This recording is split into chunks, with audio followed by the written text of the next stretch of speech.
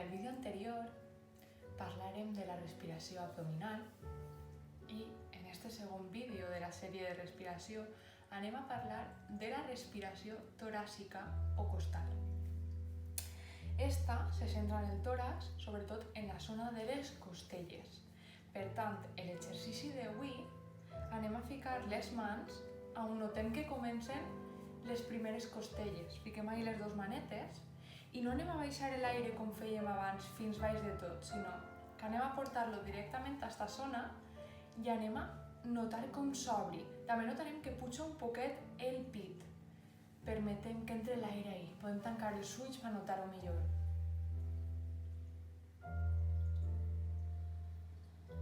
Quan ix l'aire notes com torna a empacar dins, que tot se fa més xicotet en la zona del tòrax del cos.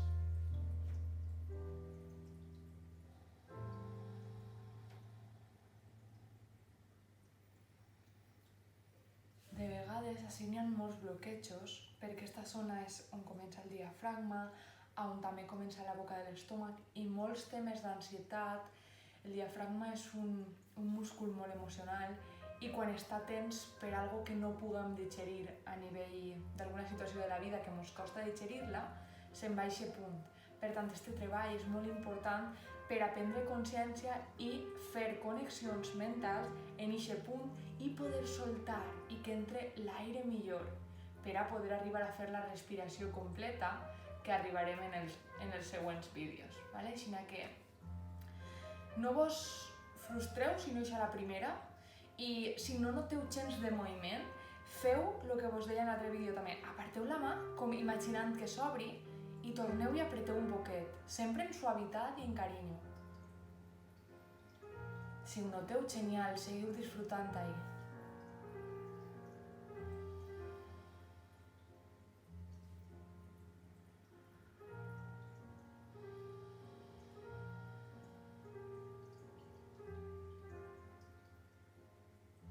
Intenteu allargar la respiració tot el que pugueu.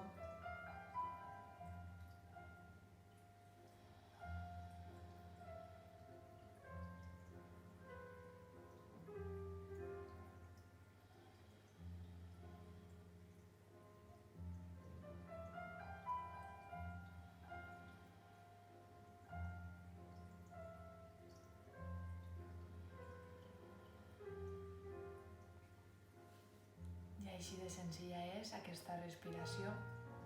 Vos deixo que la practiqueu, fiqueu-se una cançó que vos agrade i estigueu per almenys un minut concentrats per a fer aquesta connexió, com vos dia, per a reconnectar en aquesta amplitud i poder sentir què és el que fa el vostre cos al respirar. Ja me contareu com vos va. I en el següent vídeo anem a practicar el que és la respiració clavicular. Vos veig en el següent vídeo. Un beset.